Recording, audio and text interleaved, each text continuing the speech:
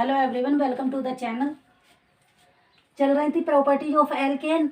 तो इसका third property है सल्फोनेशन। सल्फोनेशन में क्या होता है, क्योंकि हम सल्फोनेशन थर्ड प्रॉपर्टी है, हेलोजिनेशन पढ़ा चुके हैं और नाइट्रेशन पढ़ा चुके हैं, तो अब सल्फोनेशन पढ़ाते हैं। सल्फोनेशन में कंसंट्रेट H2SO4 होता है और फ्यूमिंग H2SO4 भी ले सकते हैं। क्लियर। तो इसमें क्या करते हैं, जो एल्केन होता है, एल्केन से रिएक्शन कराते हैं तो बन जाता है RSO3H, ये फॉर्म होता है। क्लियर। तो इसका एग्जांपल देख लेते हैं। R लेंगे, एल्केन लेंगे, मीन्स एल्केन लेंगे कंसंट्रेटेड ले सकते हैं H2SO4 या फिर फ्यूमिंग H2SO4 ले सकते हैं। क्लियर।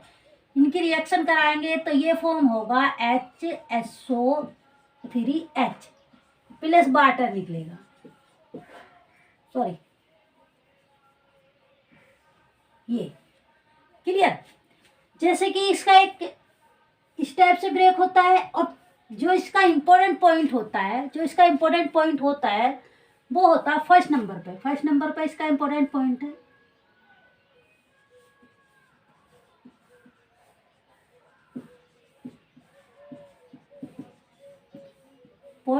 पॉइंट है कि जो हमारी रेट ऑफ रिएक्शन होती है वो डायरेक्टली प्रोपोर्शनल होती है स्टेबिलिटी ऑफ फ्री रेडिकल। क्योंकि स्टेबिलिटी ऑफ फ्री रेडिकल की जो हम स्टेबिलिटी देखते हैं, रेडिकल की स्टेबिलिटी देखते हैं तो नंबर ऑफ अल्फा हाइड्रोजन से देखते हैं, या कह सकते हैं 3 डिग्री रेडिकल मोर स्टेबल होता है compare than 2 degree radical and 1 degree radical. इसी बेस में बता सकते हैं कि इसमें जो रेट ऑफ रिएक्शन होती है वो डायरेक्टली प्रोपोर्शनल होती है रेडिकल के। तो जो रेडिकल 3 डिग्री रेडिकल होगा उस पर सल्फोनेशन पहले हो जाएगा। क्लियर। कंपेयर देन 2 डिग्री के कह सकते हैं कि जो 3 डिग्री रेडिकल होगा उस पे सल्फोनेशन फास्ट होगा एज कंपेयर 2 डिग्री के। क्लियर। और 2 डिग्री पे फास्ट होगा एज कंपेयर 1 डिग्री के। क्लियर। तो ये बात क्लियर हुई। तो ऐसे देखते हैं, तो इसीलिए हम लिख सकते हैं इसका ये पॉइंट कि रेट ऑफ रिएक्शन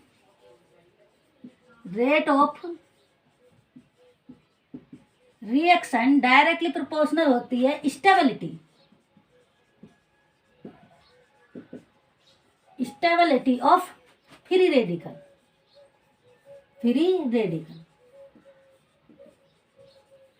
क्लियर। ये पॉइंट हमें याद रखना कि जो इसकी स्टेबिलिटी होगी फ्री रेडिकल की स्टेबिलिटी पे, rate of reaction free radical की स्टेबिलिटी पे डिपेंड करती है, डायरेक्टली प्रोपोर्शनल होती है फिर स्टेबिलिटी ऑफ फ्री रेडिकल। और सेकंड पॉइंट होता है कि जो रिएक्शन फिजिबल होगी वो जितने मोर देन कार्बन नंबर होने चाहिए, जैसे वो 6 कार्बन होने चाहिए, 7 कार्बन होने चाहिए। क्लियर। ऐसे कार्बन होने चाहिए, उनके लिए रिएक्शन और ज्यादा फिजिबल होगी। क्लियर। जैसे कि लिख सकते हैं हम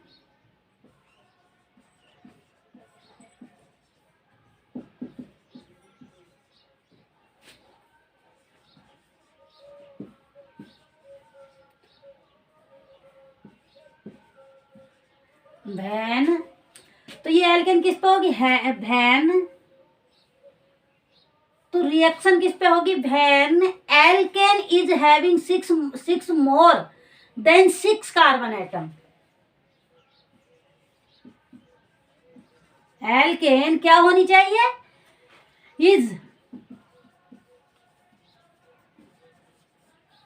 एल्केन के पास जो होने चाहिए 6 कार्बन एटम और मोर, इससे ज्यादा carbon atom.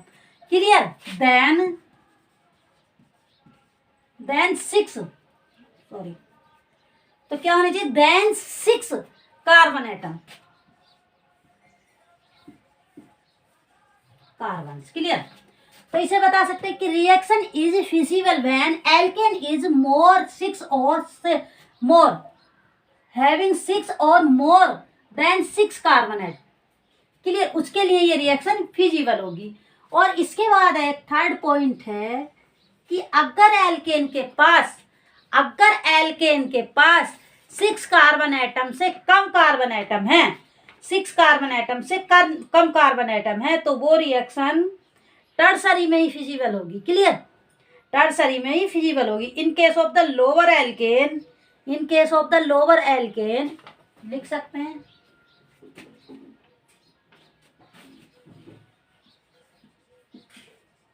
in case of lower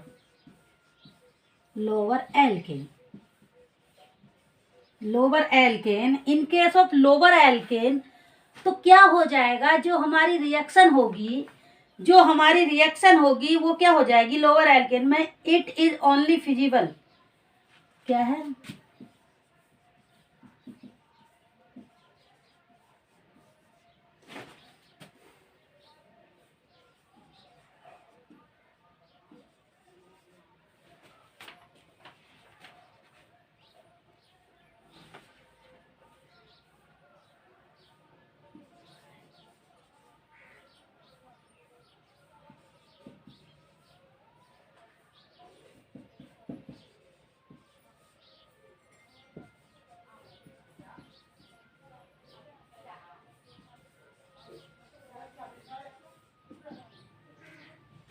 तो इसमें कह सकते हैं कि जो हमारा ये होगा थर्ड पॉइंट है, in case of lower alkanes,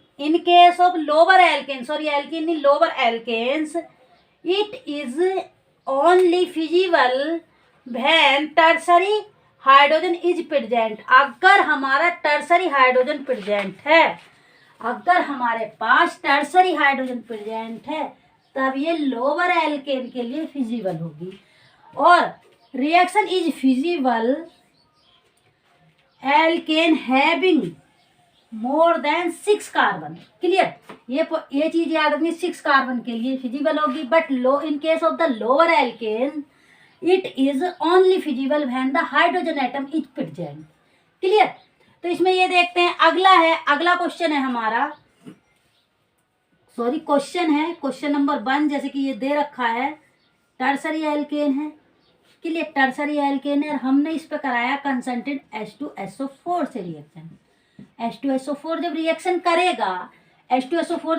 करेगा तो हम जानते हैं कि इसके पास ये रहे हाइड्रोजन प्रेजेंट है, ये 3 डिग्री है, 3 डिग्री है। क्लियर? टर्सरी कहाँ है, ये टर्सरी है। क्लियर? और इसके पास टर्सरी हाइड्रोजन भी है। देखो ये हाइड्रोजन है, क्योंकि कार्बन की वैलेंसी कितनी होती है, 1 2 3, ये 4, क्योंकि कार्बन की वैलेंसी 4 होती है, तो हम इसे ऐसे लिख सकते हैं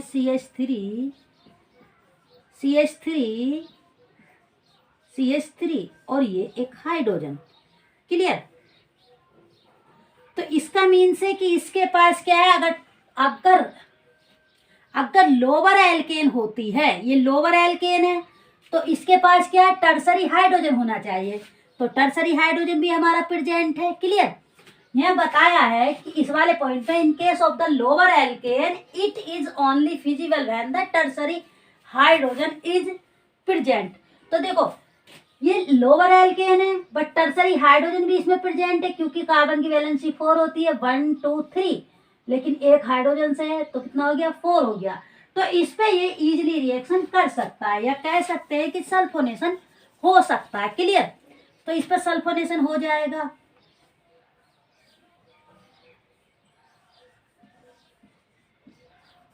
ये वाला इसका प्रोडक्ट होगा। क्लियर? ये प्रोडक्ट बन जाएगा। लिखो इसे, बस इसमें यही देखना होता है कि मोर देन 6 कार्बन एटम होने चाहिए। अगर लोअर एल्केन है लाइक दिस, तो इस पे टर्सरी हाइड्रोजन प्रेजेंट होना चाहिए, जो कि ये है टर्सरी हाइड्रोजन। क्लियर? तब सल्फोनेशन हो जाएगा। क्लियर? और प्लस क्या निकलेगा, इसमें H2O निकलेगा, वाटर। क्लियर? लिखो,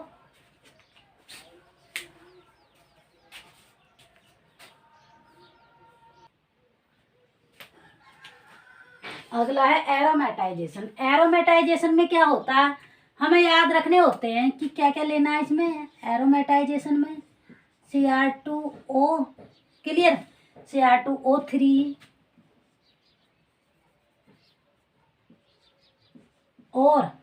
और लेना होता है हमें Al2O3, और ले सकते हैं MO2O3, क्लियर।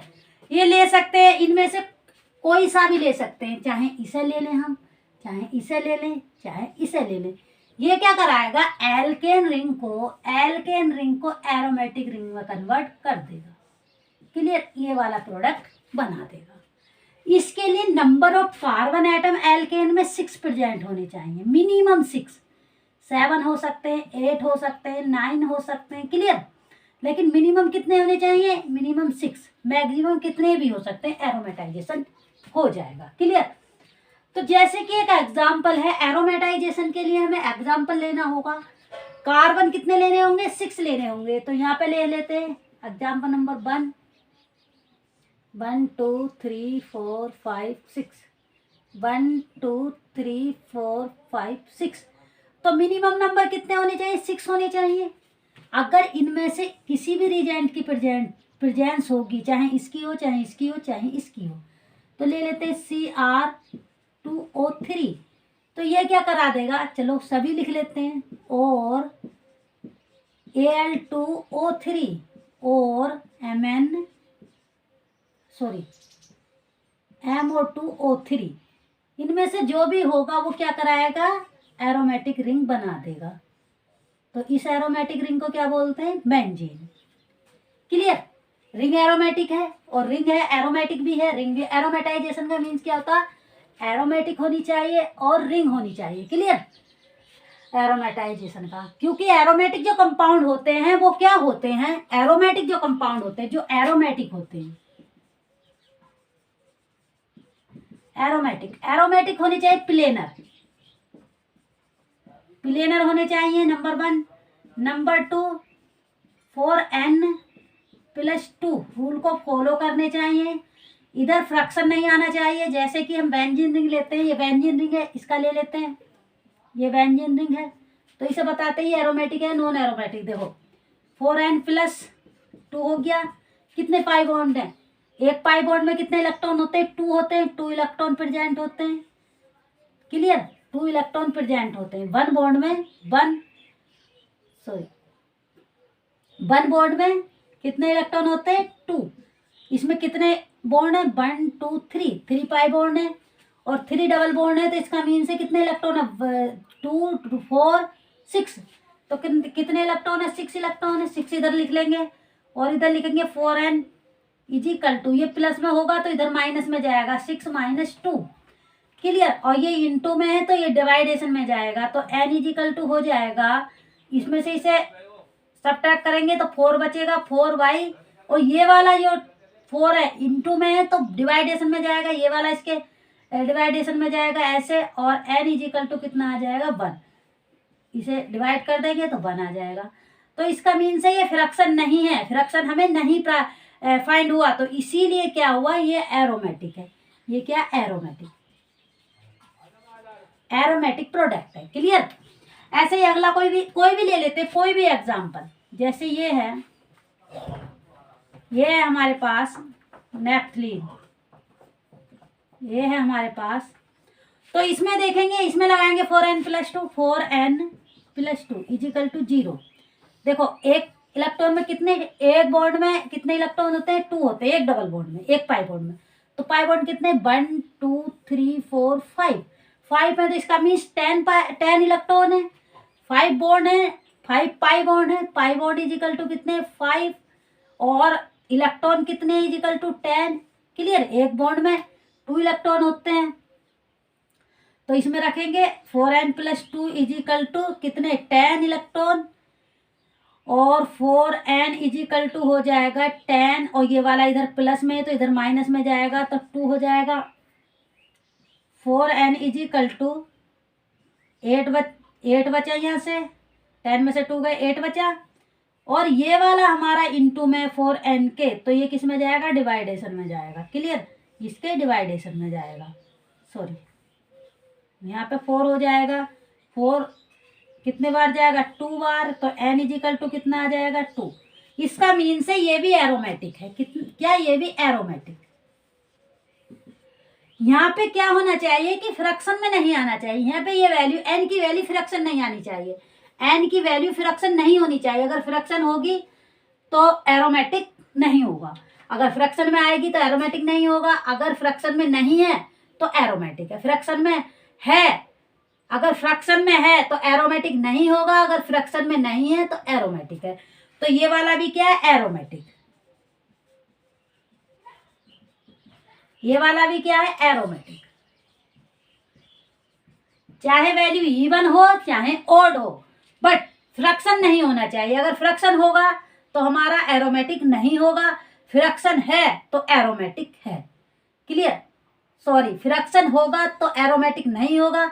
अगर फ्रैक्शन में नहीं है, फ्रैक्शन में नहीं है तो एरोमेटिक होगा। ऐसा आ जाना चाहिए 1 2 3 4 5 6। क्लियर? ऐसा आएगी तो हमारा क्या हो जाएगा? पूर्ण नंबर आना चाहिए। क्लियर?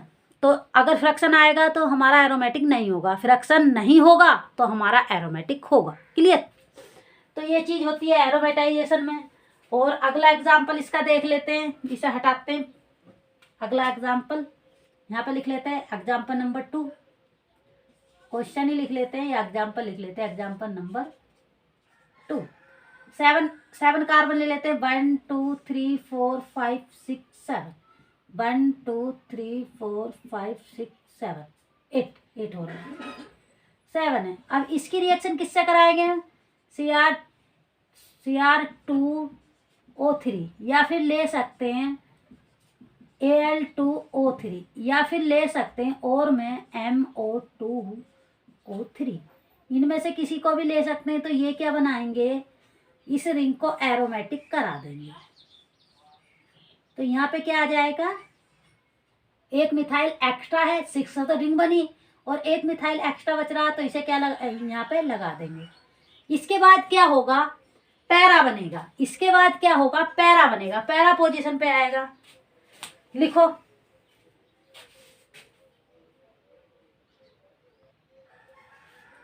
अगला एग्जाम्पल इधर दिखा देते हैं, इधर दिखा देते हैं। ये कितनी है? अगला एग्जाम्पल नंबर 3। अब 8 मेंबर रिंग ले लेते हैं। 1 2 3 4 5 6 7। 1 2 3 4 5 6 7 8।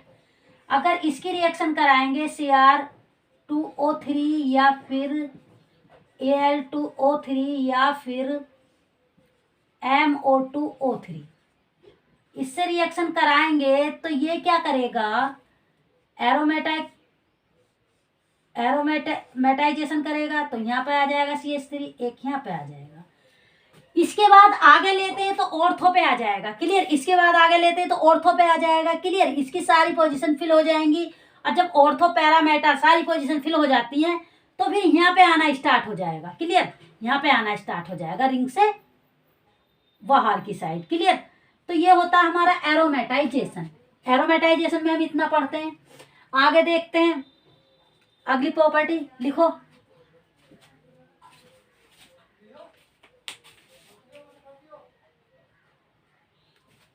तो अगला क्या है? पायरोलाइसिस। पायरोलाइसिस क्या होता है? हम पढ़ा चुके हैं EI में। EI में हम पायरोलाइसिस पढ़ा चुके हैं। EI पूरी पढ़ाई है, उसमें पायरोलाइसिस पढ़ा चुके हैं हम। क्लियर? एल्कीन का फॉर्मेशन होता है, हम जानते हैं पायरोलाइसिस में एल्कीन का फॉर्मेशन होता है। तो पायरोलाइसिस ऑफ एस्टर भी कर सकते हैं, पायरोलाइसिस ऑफ जैंथेट भी कर सकते हैं, पायरोलाइसिस ऑफ एन ऑक्साइड भी कर सकते हैं। तो उसमें सब में क्या हुआ था? हमारा एल्कीन का फॉर्मेशन हुआ था। एल्केन से हम एल्कीन फॉर्म कर सकते हैं पायरोलाइसिस में। क्लियर? पायरोलाइसिस हम पढ़ा चुके हैं, काफी अच्छी ग्रोड में पढ़ा चुके हैं। तो अब हम इसका बस एक एग्जांपल देंगे पायरोलाइसिस का। वो क्या है? पायरोलाइसिस में याद रखना होता है सबसे पहले कि हमारी हीट होनी चाहिए, हीट प्रेजेंस होनी चाहिए। यहाँ पर लिख सकते हैं हीट प्रेजेंस, हीट की प्रेजेंस होनी चाहिए बस। क्लियर? और दूसरा होना चाहिए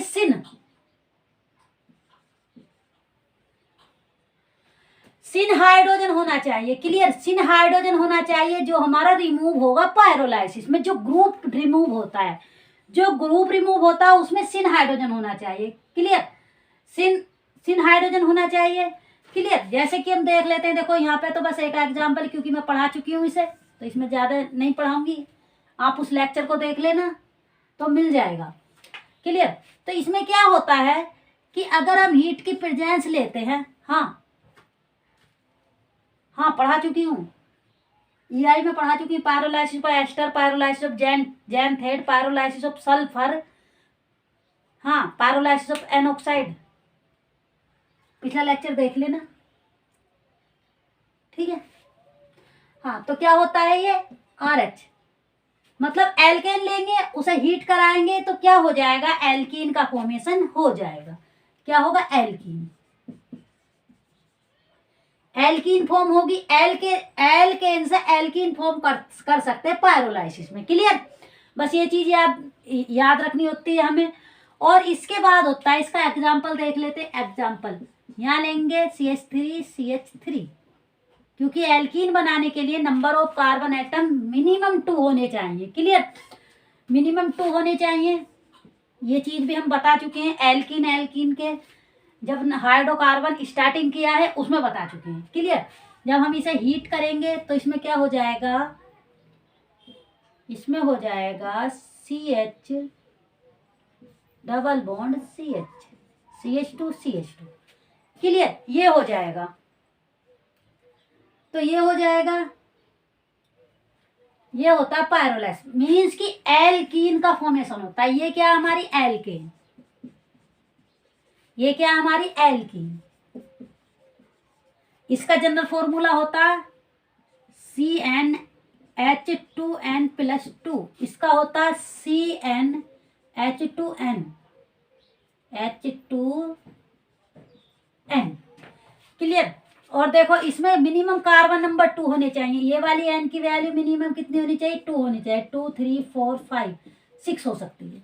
इसमें मिनिमम क्या है, n इजिकल टू 1 हो सकता है, 2 हो सकता है, 3 हो सकता है, डॉट डॉट डॉट इनफाइनाइट तक भी पहुंच सकते हैं। इसमें भी इनफाइनाइट तक भी पहुंच सकते हैं। क्लियर, लेकिन मिनिमम वैल्यू यहाँ पे 2 होनी चाहिए, यहाँ पे 1 होनी चाहिए। क्लियर, ये चीज होती है।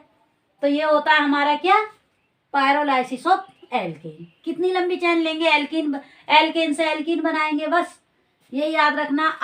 अगली प्रॉपर्टी है प्रॉपर्टी नंबर 6, रीड रिएक्शन।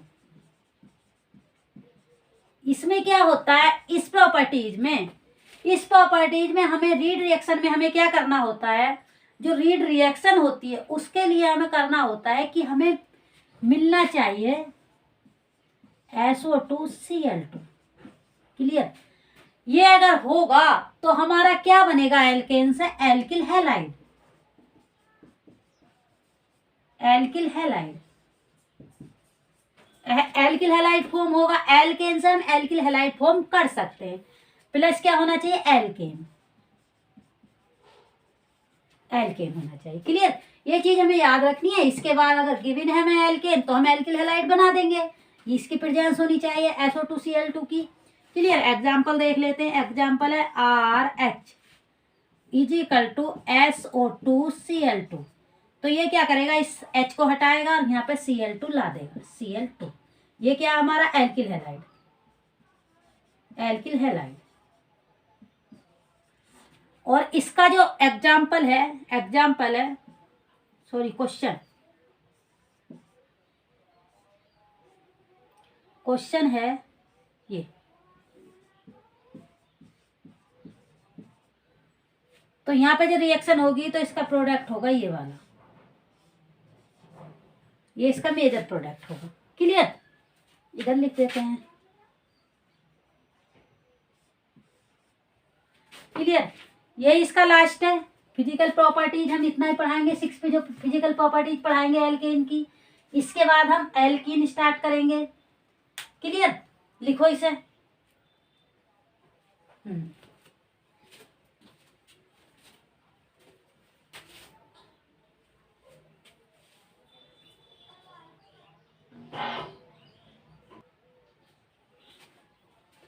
तो इसकी केमिकल प्रॉपर्टीज कंप्लीट हुई तो केमिकल प्रॉपर्टीज कंप्लीट होंगी, क्योंकि प्रॉपर्टीज 2 टाइप की होती है।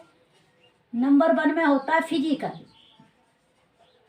सॉरी हमने केमिकल पढ़ चुके हैं।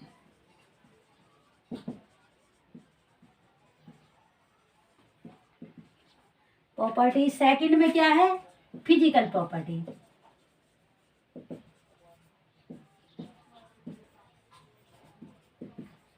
प्रॉपर्टीज तो इन्हें पढ़ेंगे, ये तो कंप्लीट हो गई, ये कंप्लीट होगी, इसे पढ़ते हैं। इसमें क्या होता है, नंबर 1 में हटा देते हैं इसे। फिजिकल प्रॉपर्टीज में नंबर 1 होता है बॉइलिंग पॉइंट। क्या, बॉइलिंग पॉइंट, हाँ।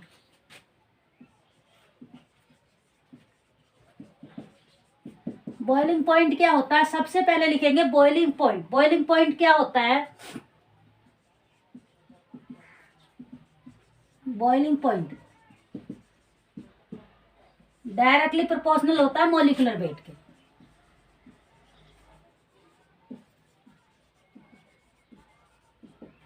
फर्स्ट पॉइंट ये है। सेकंड पॉइंट क्या है, बॉइलिंग पॉइंट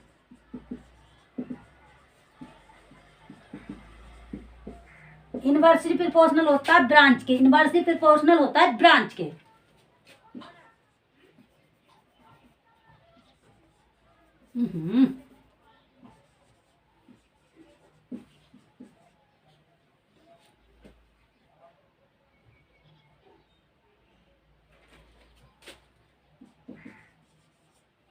ब्रांचिंग के। क्लियर, ये चीज हमें याद रखनी है। दोनों पॉइंट फिजिकल प्रॉपर्टीज में 2 पॉइंट याद रखने हैं, और इसके क्वेश्चन होते, क्वेश्चन नंबर 1 देख लेते हैं। क्लियर, कंपेयरिंग में देखेंगे, ये है, और नंबर 1 ये है, और नंबर 2 ये है। नंबर 2 क्या है, ये वाली। देखो, बॉइलिंग पॉइंट क्या होता है, बॉइलिंग पॉइंट इनवर्सली प्रोपोर्शनल होता है ब्रांच के। सेकंड पॉइंट लागू हो रहा तो क्या होगा, इस ये मोर स्टेबल होगा, ये लेस स्टेबल होगा। अगला क्वेश्चन है क्वेश्चन नंबर 2। क्वेश्चन नंबर 2 में देखो, हम ले लेते हैं ये वाला 1 2 3 4 5, 1 2 3 4 5, 1 2 3 4, 1 1 2 3 4।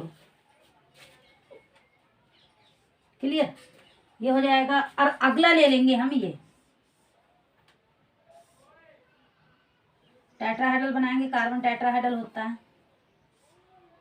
ये। देखो, जब हम इसकी ब्रांचिंग करेंगे, नंबरिंग करेंगे, ऐसे जाएंगे 1 2 3 4 5। क्लियर, जब हम एल्केन की नंबरिंग करते हैं, आईयूपीएसी नियम देते हैं, तो लॉन्गेस्ट चेन सेलेक्ट करते हैं। क्लियर, फर्स्ट रूल होता है हमें लॉन्गेस्ट चेन सेलेक्ट करनी होती है। लॉन्गेस्ट चेन सेलेक्ट कर ली। क्लियर, अब इधर देखते हैं 1 2 3 4, 1 2 3 4, इधर से 4, इधर से 4, तो ये एक ब्रांच आ गई। ये क्या हमारी ब्रांच, ये ब्रांच है। क्लियर, और यहाँ पे देखते हैं लॉन्गेस्ट चेन सेलेक्ट करते हैं 1 2 3, यहाँ से करेंगे 1 2 3, सेम है। तो यहाँ ब्रांच कितनी है, ये ब्रांच है, ब्रांच है, और ये भी ब्रांच है, ये भी ब्रांच है। तो इसका मीन्स है कि ब्रांच इंक्रीज हो रही है, मीन्स कि ब्रांच इंक्रीज हो रही है।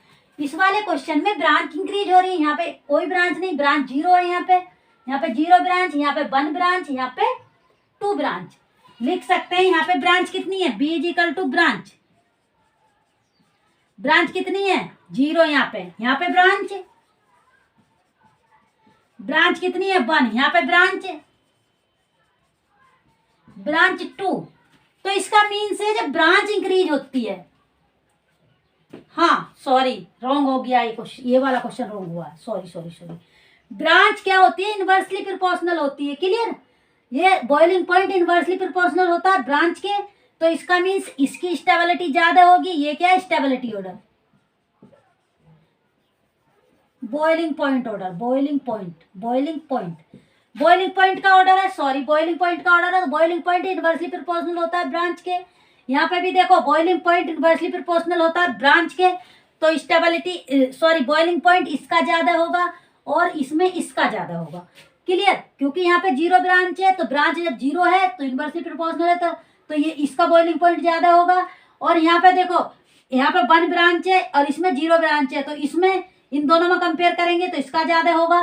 बट इन दोनों में कंपेयर करेंगे तो इसमें 1 ब्रांच है, इसमें 2 ब्रांच है। ब्रांच के बॉइलिंग पॉइंट इनवर्सली प्रोपोर्शनल होता है, तो इसीलिए इसका बॉइलिंग पॉइंट ज़्यादा होगा एज कंपेयर इसके। क्लियर? इसका बॉइलिंग पॉइंट ज़्यादा होगा एज कंपेयर इसके, क्योंकि देखो नंबर ऑफ ब्रांच इंक्रीज हो रही है। जब ब्रांच इंक्रीज हो रही है तो बॉइलिंग पॉइंट डिक्रीज होगा, क्योंकि बॉइलिंग पॉइंट इनवर्सली प्रोपोर्शनल होता है ब्रांच के। क्लियर?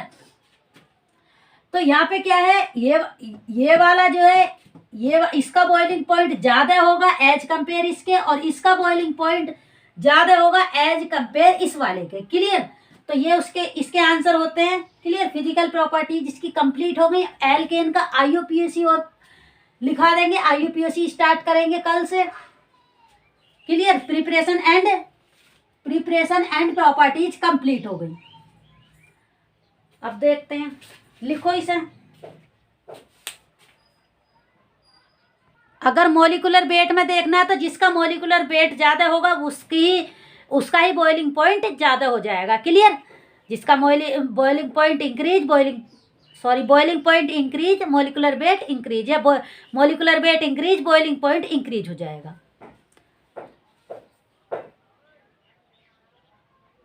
कल पढ़ाएंगे IUPAC में I का मीन्स होता है इंटरनेशनल, U का मीन्स होता है यूनियन, P का मीन्स होता है प्योर, एंड A का मीन्स होता है अप्लाइड, और C का मीन्स होता है केमिस्ट्री। क्लियर? तो IUPAC एल्केन की स्टार्ट करेंगे कल। Thank you for watching, subscribe the channel.